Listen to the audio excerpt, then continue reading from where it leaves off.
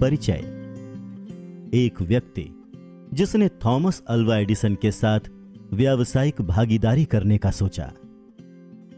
विचारों में असीम शक्ति होती है।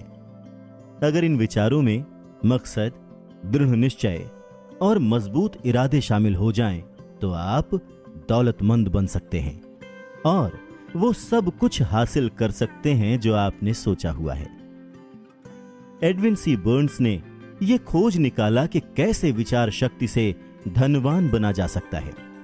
इस खोज में सफलता पहले प्रयास में हासिल नहीं हुई, बल्कि वो धीरे धीरे प्राप्त हुई।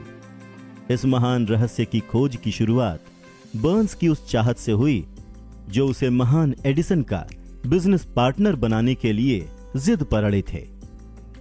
बर्न्स की उस इच्छा शक्ति की सबसे बड़ी बात यह थी कि वो स्पष्ट थी कि उसे एडिसन के साथ काम करना है, न कि एडिसन के दफ्तर में काम करना है। आप बर्न्स की कहानी को ढंग से सुनिए, उसकी सोच रियलिटी में कैसे तब्दील हुई। फिर आपको वो 13 नियम बेहतर समझ आएंगे जो आपको दौलतमंद बनाएंगे। जब बर्न्स के मन में यह विचार आया, तब वो इस हालत में नहीं थे कि वो इस पर कोई कदम उठा सकें। उनके रास्ते में 2 चुनौतियां थीं। पहली ये कि एडिसन से उनकी कभी मुलाकात नहीं हुई थी, न ही एडिसन उन्हें जानते थे। दूसरा ये कि उनके पास रेल का भाड़ा देने का इतना पैसा नहीं था कि वो ऑरेंज, न्यू जर्सी तक पहुंच सकें। ये चुनौतियां इतनी जरूरी तो थीं कि अधिकतर व्यक्तियों के आत्मविश्वास को डगमगा दें और उनकी सोच यहीं पर दम तोड़ दे। परंतु उनके इरादे इतने कमजोर नहीं थे। वो कमिटेड थे। उन्होंने हार नहीं मानी, बल्कि बिना टिकट मालगाड़ी से यात्रा करके ईस्ट ऑरेंज पहुंच गए। उन्होंने एडिसन की लेबोरेटरी में खुद का इंट्रोडक्शन दिया और कहा कि वो इस इन्वेंटर के साथ बिजनेस करने आए हुए हैं। काफी समय के बाद एडिसन ने उस पहली मुलाकात का खुलासा कुछ इस प्रकार किया था। वो मेरे सामने एक नॉर्मल टूरिस्ट की तरह खड़ा था, परंतु उसके चेहरे का तेज देखकर यह पता चल गया था कि वो जिस वजह से यहां आया है उसके लिए वो कमिटेड है। इतने सालों के अनुभव में मुझे यह ज्ञान हो गया था कि अगर किसी चीज को दिल से चाहो तो सारी कायनात तुम्हें उससे मिलाने की कोशिश में जुट जाती है। मैंने भी उसके मजबूत इरादों को भांप कर उसे एक मौका दे दिया था और उसने इस बात को पूरी तरह से दिमाग में बिठा लिया था कि उसे इस सफलता को पाकर ही रहना है। धीरे धीरे उसके कामों ने यह सिद्ध कर दिया कि मैंने उसको मौका देकर कोई गलती नहीं की थी। उस नौजवान बर्न्स ने उस वक्त एडिसन से क्या कहा यह उतना महत्वपूर्ण नहीं था जितना कि उसने इस बारे में सोचा कि उसे एडिसन के साथ में काम करना है। इस बात पर एडिसन ने भी अपनी सहमति जताई थी।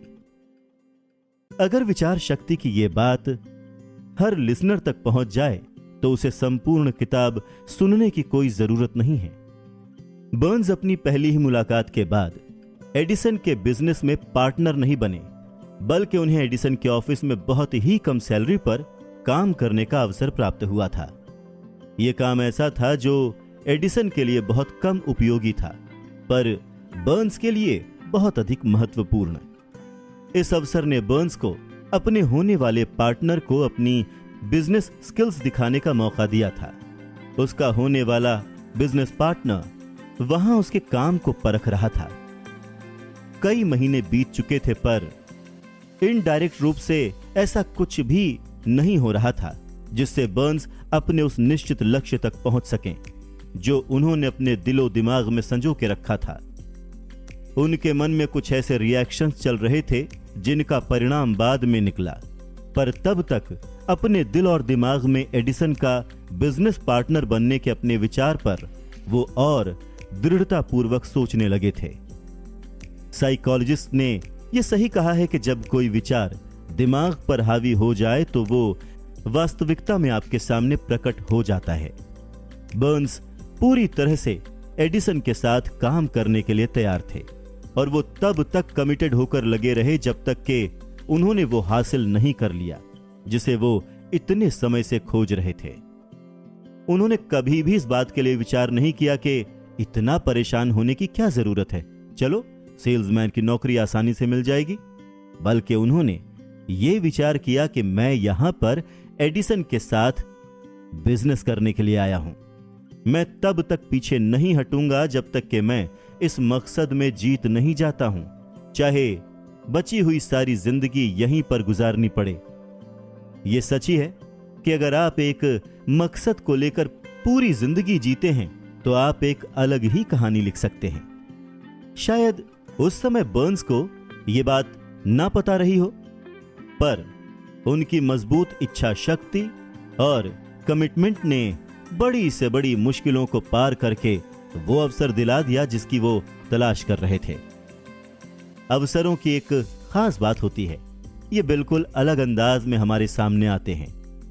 सिर्फ इतना ही नहीं, जैसा आपने सोचा होता है उससे बिल्कुल अलग दिशा से भी ये अवसर आ रहे होते हैं। ऐसा कह सकते हैं कि अवसरों की ये चालाकी होती है कि वो पिछले दरवाजे से आते हैं और कई दफा तो दुर्भाग्य तथा क्षण भर के हार के रूप में भी सामने आ जाते हैं। शायद यही कारण है कि अधिक से अधिक लोग इन अवसरों को पहचानने में चूक जाते हैं। उस समय एडिसन ने एक नई डिवाइस खोजी थी जिसका नाम एडिसन डिस्टॉर्टिंग मशीन था। बाद में उसे एडिफोन नाम से भी जाना गया। एडिसन के सेल्समैन उस मशीन के लिए अधिक एक्साइटेड नहीं थे। उन्हें ऐसा लग रहा था कि इसे बेचने के लिए उन्हें कुछ ज्यादा ही मेहनत करनी पड़ेगी। बर्न्स को बस इसी मौके की तलाश थी। उन्होंने इस अवसर का लाभ उठाया और तुरंत ही उस मशीन को बेचने की अपनी इच्छा जाहिर की। ये वो मशीन थी जिसके लिए दुनिया में सिर्फ दो ही लोग एक्साइटेड थे, एक बर्न्स और दूसरे उस मशीन के इन्वेंटर। उन्होंने इतनी सफलतापूर्वक इस मशीन को बेचा कि एडिसन ने बर्न्स को उस मशीन को संपूर्ण देश के बाजार में डिस्ट्रीब्यूट करने का कॉन्ट्रैक्ट ही दे दिया। इस बिजनेस की सफलता ने इसे एक नया स्लोगन दे दिया, made by Edison and installed by Burns, जिसका मतलब है एडिसन ने बनाया और बर्न्स ने लगाया। यह बिजनेस पार्टनरशिप इतनी सफल हुई कि इसने बर्न्स को बहुत धनवान बना दिया, पर इससे अधिक उन्होंने यह सिद्ध कर दिया कि अगर आप चाहें तो आप भी अमीर बन सकते हैं। असल में बर्न्स ने कितना धन कमाया इसकी सही जानकारी तो नहीं है, पर यह अनुमान है कि उस समय उन्होंने 20 से 30 लाख डॉलर कमाए थे। वो संख्या जो भी रही हो, पर यह उस ज्ञान के सामने फीकी पड़ जाती है जिन नियमों की मदद से बर्न्स ने वो हासिल किया जो वो असल में चाहते थे।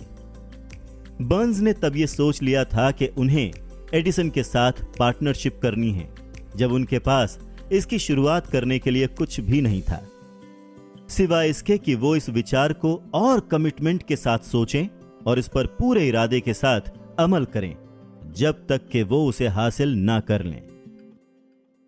उनके पास जरा सा भी पैसा नहीं था, वो बहुत ज्यादा एजुकेटेड भी नहीं थे, यहां तक कि उनके पास कोई पावर भी नहीं थी, पर उनके पास साहस था, विश्वास था और इच्छा शक्ति थी कि वो जीत सकते हैं।